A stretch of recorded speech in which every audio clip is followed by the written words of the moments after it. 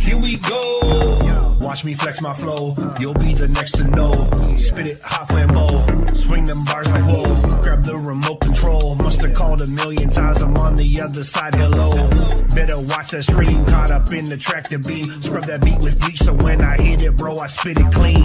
Burn it now. Have to turn the furnace down. Y'all don't want this beef. I hit them with a holy cow. Hit them with the verse. Got them thinking, wow. This ain't a game, kid. Why you play around? This that ill spit. Them bars are so sick. I'll shock the whole world. Anaphylactic. Every single time I spit another rhyme, the planets all align so bright I blind them with my shine. Bro, I'm designed to make your confidence decline. Every line about to blow like stepping on a landmine. Here we go. Here we go. Here we go. What is going on, Douglas Schufeld? I appreciate it, man. I'm going to be super quick and get to the point. Is that no? No, it's my freaking my phone's about. It's all good, don't worry. It's all right. We are coming at you live from a different time, different thing. I was super busy when I got home yesterday, so we didn't really have the opportunity to go live last night, but it made it worth it because we got Douglas on board tonight. And obviously, we are going to be talking about the Ron race. Obviously, for those of you that don't know, Ron was one of those type persons that always put everybody first. And the cool thing was there was a Ron Garrett Award that was given out to Nate Mitchell, and the kid's just phenomenal. He's one of the real reasons why we have the indoor on-road track. His dad's phenomenal. He lets us put it in the track. And with him and Wes teaming up, it's definitely a win-win for the local community. Just in case you haven't seen it, here is the layout. We'll get me and Douglas out of the way. But wants to talk to you. Give me 1 second. Sorry. Yeah, no problem, bud. So we'll give Douglas a second. And basically what I wanted to do was talk about the layout. The whole layout was so super fun all up until the end of the short straight. Now, the short straight is where the arrow is, and the arrow is coming across, and it's going towards the first machine. And man, oh man, was that a crazy spot to tangle with. Now, the entries here, let me just pull those up on here.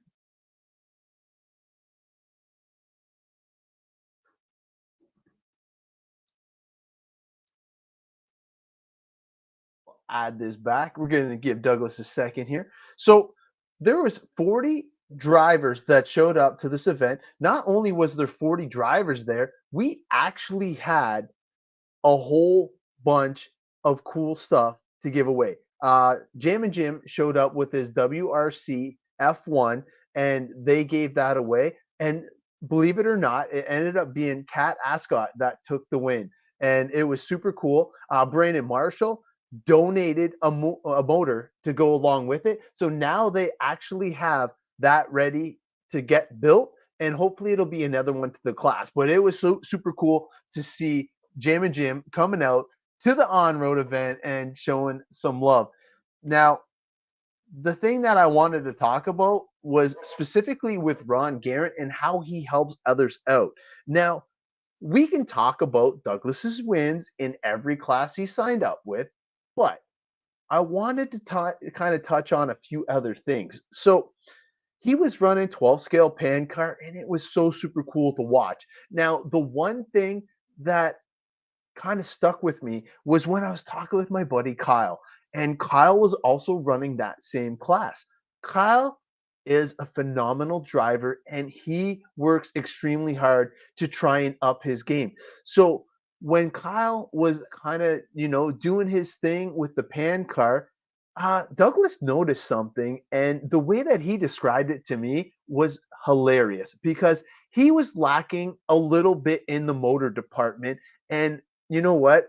the way that he explained it, Douglas kind of came to his side and gave him a little nudge in the right direction. And you know what? Douglas is back. Let me pull him back on screen, and we'll kind of go over it with Douglas because basically what I was saying was like that the Ron Garrett was all about like trying to help out others and get others Sure. to the next level, even if it means sacrificing your stuff. Now, Yeah. you are one that always helps out all the locals. It doesn't matter what brand they're running. It doesn't matter what chassis, this, that, like components. You're always willing to help. Like I've seen you grab cars that were broken on the track, Greg Lister, put them back together and get them running again before the event was even done. And everybody just loves you to death because of that. So we were talking about the whole Kyle thing, and he was running the pan car with you, and he told me you were lapping him like 6 times, but it was what happened in the pits is what brings you to the Ron Garrett next level, because you basically came over and said, look, dude, you need a motor. And it was so super cool that you were able to first off help him out, Yeah. and second of all, up his game to the point where it made him what, 4 laps better. It I was, don't know the exact number, but he was thrilled. And hey, if you're happy, I'm happy. That's all that matters. you definitely made a lot of people's day. Another one that you definitely helped out was my kid Johnny Rocket, and honestly, I'm gonna talk to his dad and have him steal my car because he'll drive it way better than me. But yeah, so he just won this Roush 12 scale, and he did the GT12 class. I think he's running the rubber tires. Yeah. With that. Yeah. Yeah, and he ended up getting the bump. And you took his car, put it on all those jigs that you were working with, and I was like, "Oh my God, he's getting surgery!" But it was so cool because not only is it awesome to see you helping out others, but it just gives everybody else that confidence to try and catch you. Because let's face it, the more that you help out others, the better it's going to motivate them to try and give that run to catch Mhm. you, you know, like, because right For now, sure. man, you're definitely the kid to beat. Like it's going to be tough for anybody to catch you right now, but I know that you're already looking to the future. You're already planning for big events and stuff like that. And I know that it was super cool to see you come down to our local track, which I Mhm. want to say we raised over $2,000 to an Yeah. amazing cause. Now it was the thing for betterment. Oh, there's Rob saying something. You can comment there, Rob, if you want, because Rob also had a really good weekend. But obviously raising the $2,000 for transition to betterment was super cool. Yeah. I know they definitely helped out Ron at the end, and it was super cool to see his wife there as well, to kind of you get a feel for the whole vibe, because it was because of him we actually have this race, so it was super cool to see that. But the next thing that I wanted to say was seeing you and your consistency. Now I know this is a smaller track than anywhere else that you run on, I think, right? Like this has got to Yeah. be I mean, I do RC Niagara World, which is in like St. Catharines, which okay. is 30 by off 50. road. It's small. It's Yeah, a I little think that smaller was. than you guys. It's about the same width, but it's probably maybe 10, 15 feet shorter. Yeah, Um, I but remember seeing the pictures and all that, yeah, but that's but on the super on-road side, definitely the smallest track I ever saw for sure. nice. Now, I know that you're gearing up for a pretty busy off season. Well, is it? Do you even get an off season? Not really. I Yeah, wish. I didn't think Not so. really. Because right now you're working on the Awesomatic, Mhm. trying to get that dialed in. What's your next big race for on road now? Um, Probably Canadian Nats if we get everything kind of going for that. So there's a big little pause, but we'll see. Maybe I don't know. I might hit up a couple other races, bigger ones locally, but I don't know. I haven't really given any thought. Yeah, so you do the RC Niagara one that Peace puts on? Yep. Yeah, and that track is a pretty good size. Is it similar carpet to what they run at the Nats too? Yeah, so the same carpet you guys have, and then all the tracks around Phoenix, you guys, St. Catharines, we all have the same. They all have the same carpet. Nice. Obviously, some is a little newer than others. Mhm. So sometimes, depending on where it's laid or where it's not laid, it may have traction versus not as much traction. But they're all the same. Oh yeah, no, that is pretty cool. Now I know that you were just running the two classes, correct? Yeah. Yep. And was it weird for you to have to put in the stock motors? Because I know typically you're like the mod guy. I mean, I guess, but I have dedicated stock cars, so Okay, it's not too bad. gotcha. The pan car, I always have a stock. It's like my stock slash super stock, just so if I want to go race anywhere, I can kind of get a class if there's no mod. Um, but what's up, Dave? Um, but yeah, I always usually have two cars. Like I have two dedicated mod cars that I don't really play with, just because of the way that they're wired and set up. It's a little bit more tough to get through and change a motor for it, or change the ESC settings and gearings and setups and everything like that. So usually I'll have I have two dedicated cars that I can race. Yeah, so that makes it a little bit easier for you to go switching between classes and stuff like that. Yeah, for sure. Nothing wrong with that. So obviously, you show up, you TQ both the classes and win, which I don't think anybody's surprised, but it was epic to see. And if you do have live RC, you got to check it out. The kids' consistency was what impressed me the most. But there were things that were in the pits that like I want to keep going back to because your on track performance is stellar as always, but the way that you help out others, it was awesome to see, dude. Because like you were bouncing around from place to place. Now, and see, and what I don't get is, well, probably because you don't brake nearly as much. Like, look at how good my car looks on this side. Watch this. Here, we'll go like this, and look at that. It's got a lot of toe out for sure. But yeah, so obviously you had a little bit more time in between. And the one thing that I wouldn't mind you talking about to help out the people that will benefit from it the most, um, what do you do as soon as you pull the car off the track when you're done marshaling? Well, for sure, I always turn the car off, turn the radio off, Okay. put it aside. Yep. Sometimes it's a pain because not all my cars have a switch, so I kind of have to like reach and unplug it. Okay. Usually it's just turn it off, let it sit, let it cool down in between race, go marshal. Yep. Then come back and I leave the battery in it for now. Okay. So what I'll do is the class that I raced before that class, that battery goes on charge. So what I'll Okay. do is I leave the battery that's been used in my car. So what I can do is take it. The first thing I do is I clean my tires. Clean the tires, clean the chassis. First thing. Get that out of the way because I don't want any extra crap in your hands or anything like that. Just get it clean, get it out of the way. Next thing, take the tires right off the car. So cool. Take the tires right off the car. Put it flat. And then after that, it's put it up on the setup station and go through your whole routine of, going to the car, camera, tow, caster, ride height, droop, all that whole thing. And that's what I wanted for people to understand. He is already at that level, but he wants to make sure that everything wasn't tweaked, wasn't altered, wasn't messed up in any which way. Because if you always go through your car between each round, because I'm not gonna lie, when I seen you at the Canadian, I was like, wow, dude, like you are like full throttle, and it was awesome to see. And then when I even see you at local events, you try and keep to the same routine.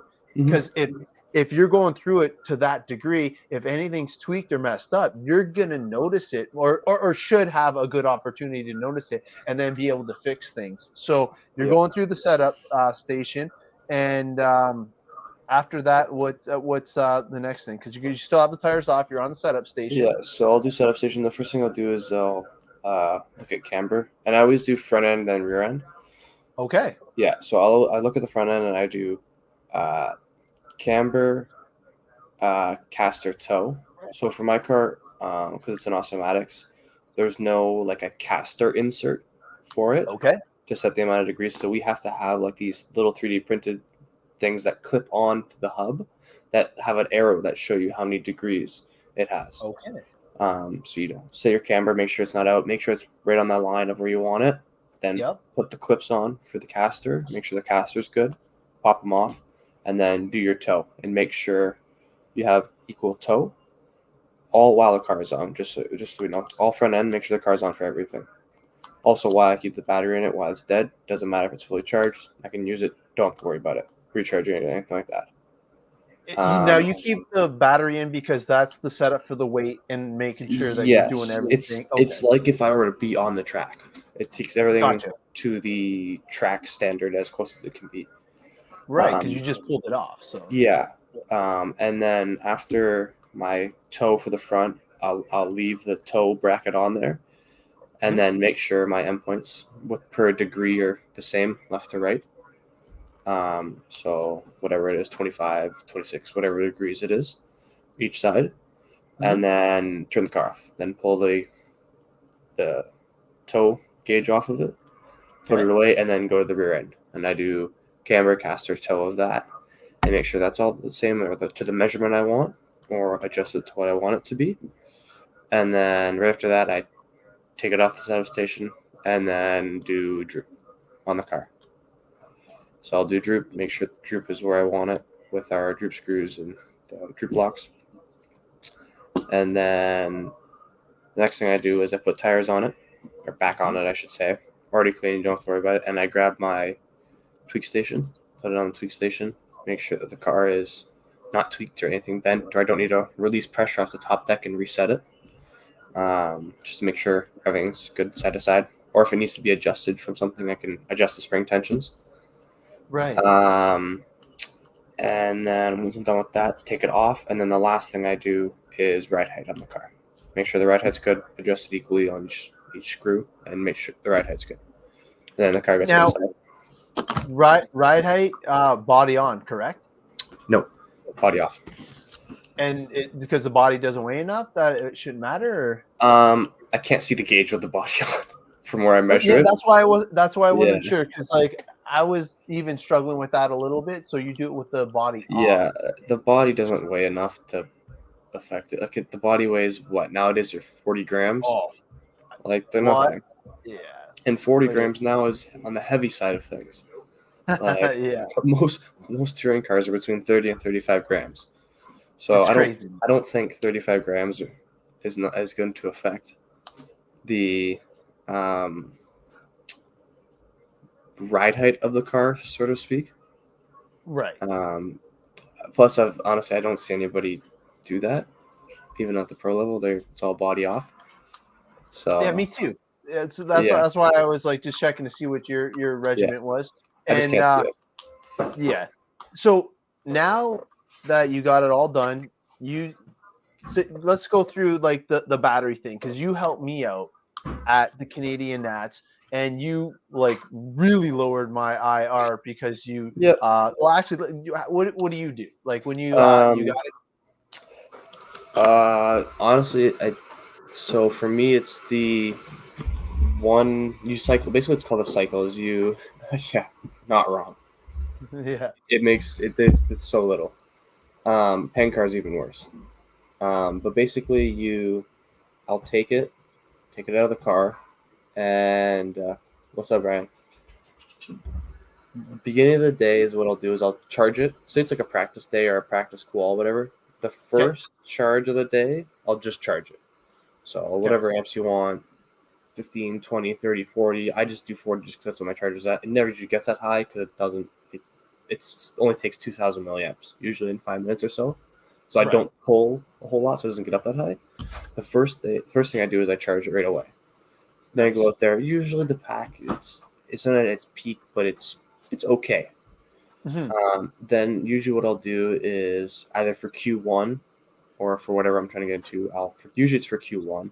I'll take the pack and discharge it at 40 amps and then recharge it at 40 amps, which basically all it does is it heats up the battery.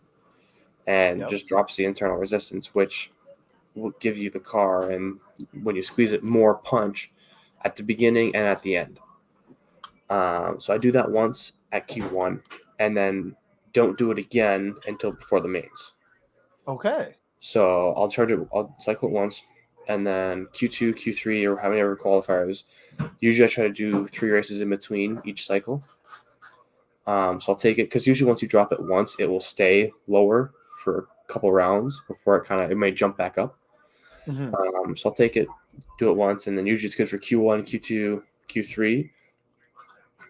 And then depending on how the battery's sitting, IR's wise compared to where I know it can sit, Yep. I may hit it again. But normally on a regular race day, you may hit it twice. Like usually what you'll do is, if the pack is newer, give it a couple of charges, let it kind of break in a little bit. And then usually you'll cycle it a couple times that day just to kind of wake the pack up a little bit. Okay. And then once you do it after like the first day or a couple of days on the battery, usually I only do it like twice a day, maybe 3 at max, depending on how many qualifiers you have, or hey, maybe you're at a big race and you want that little extra. Right. It's not, you may not feel it, but it's just like a thing. Maybe I get something out of the battery. So I'll end up with usually doing it twice. My 1S batteries are the same things. Usually, because they're a little older, I don't have to worry about.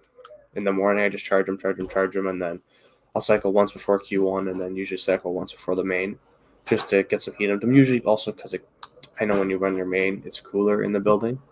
So I try to get a little more heat into it. Okay. That's it. Twice a day, usually 3 at max, I would say.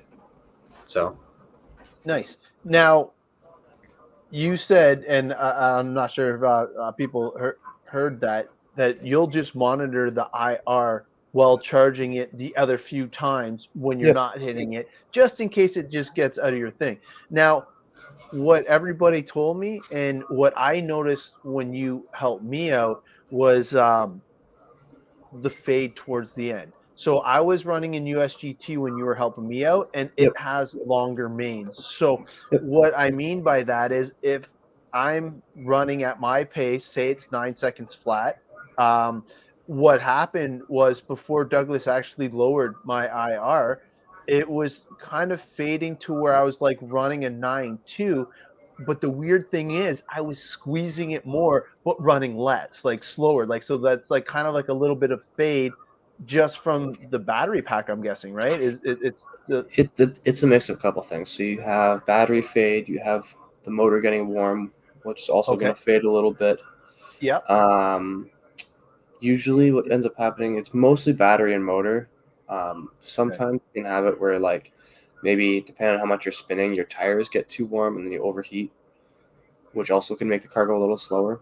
That usually doesn't happen in stock. It's more mod. But I would say motor and battery for sure. Okay. But yeah. Yeah, and then what I noticed was, before I wasn't able to hit my fastest laps in the last 2 minutes, whereas after you started helping me out, I was still able to get a relatively fast lap, almost like towards the end, like even with like a minute left. And with the USGT, there's an additional 2 minutes, because I think it was 6 minutes for touring car and 8 minutes for USGT. So that extra little hit, I felt like it just gave the pack a little bit more longevity, which was really cool, because if you can be as consistent as you are at the beginning towards the end, you're still going to be able to hit your marks. You're still going to have that confidence in your equipment that you're going to, be doing well. Rob's saying that the tire fall off if your setup is off. Oh, yeah, for sure.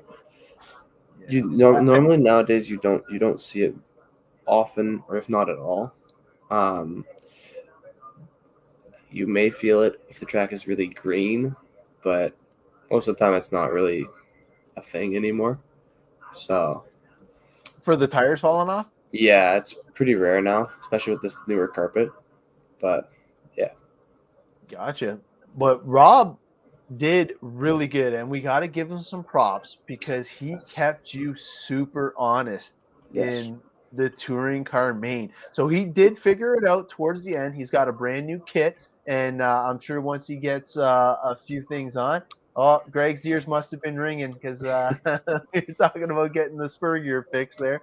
But so he was able to TQ and win USGT, which was phenomenal because it was a pretty stacked field in that. I believe the USGT was the biggest class of the weekend, so super cool for him to do that.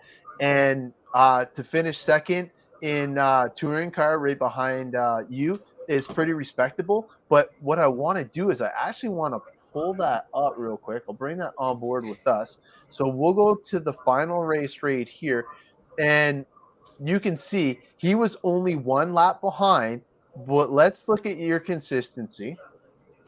So your fast lap was 8,110, and your consistency was like basically 98%. So I don't even know what to say about that. That's just like ridiculously awesome.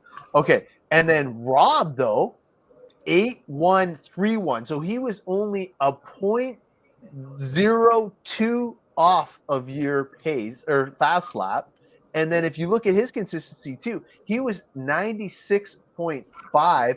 And what was crushing was he actually didn't get through the lap traffic as cleanly as you. And as soon as you had that lead, there's nothing he could do. Oh yeah, because he was trying, and then there was a few times where he pushed it a little bit too much, and then it wasn't.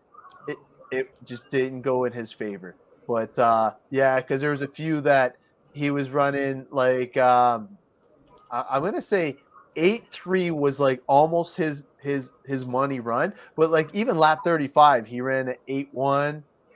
And then that's when he just started pushing. And right after he got the 8.1, he backed it up with an 8.3, and then he just kind of fell apart. Because as soon as they announced that he was 3 seconds behind you and there was only a little bit of time left, I think he just started pulling the trigger.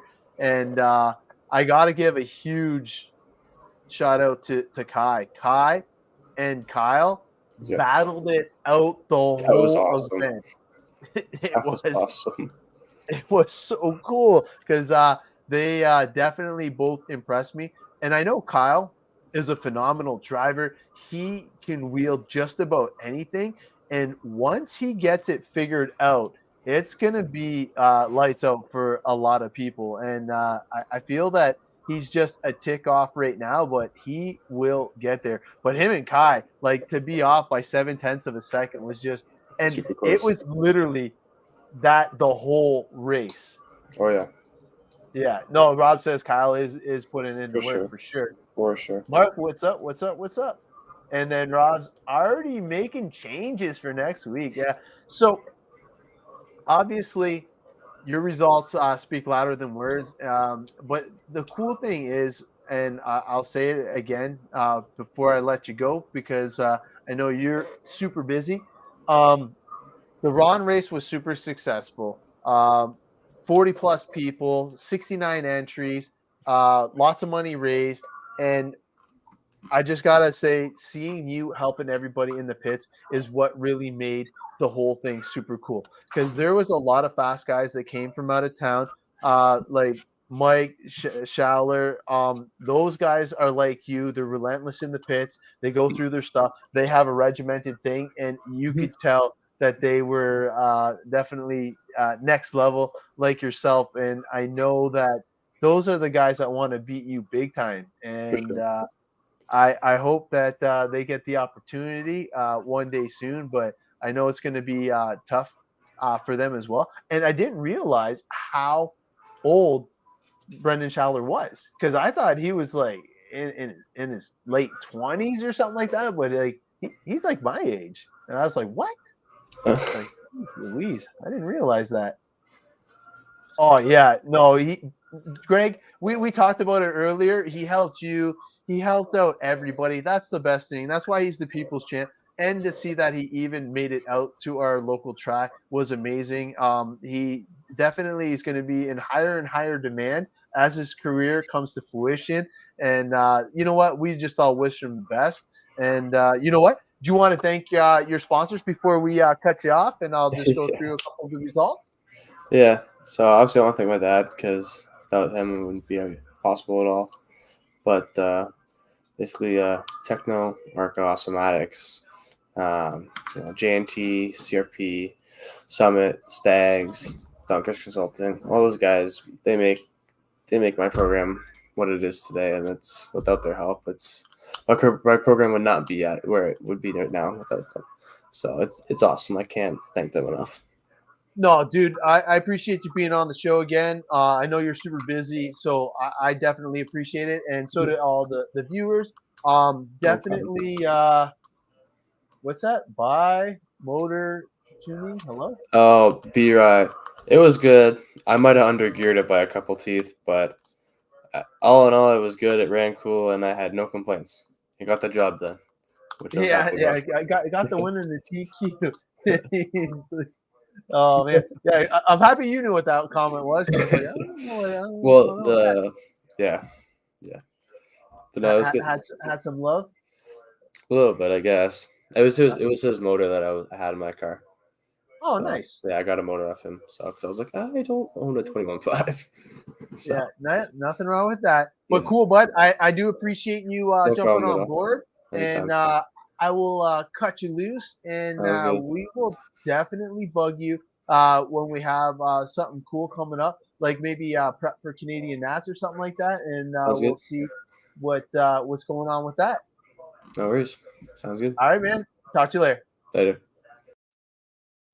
Give him the mud boss, eh? Oh boy.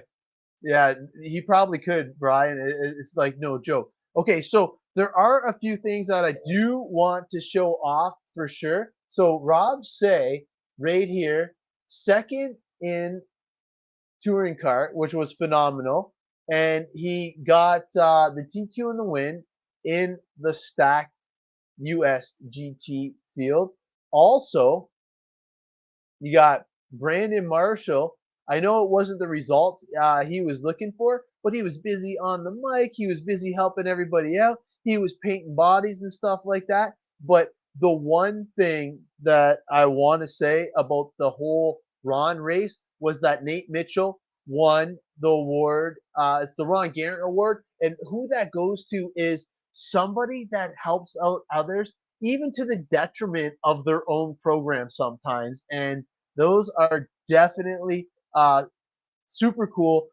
He is that guy, and Nate always has a smile on his face, always opening up the shop, always helping out around the track, always there helping put things away. And if you ever have run a track, you can appreciate what that means to the track owners and the runners there. So it was definitely cool there. The videos are up if you do want to catch up, but it was so super cool to see Wesley Seeger get all that fixed up for us. And another one that I was super impressed with was David. David definitely did good in getting the TQ and first place in the GT12 class. And I got to say that, man, as soon as Johnny Rocket gets some good gear, I'm actually going to message his dad. I'm going to donate this car to him with all electronics, batteries, and everything.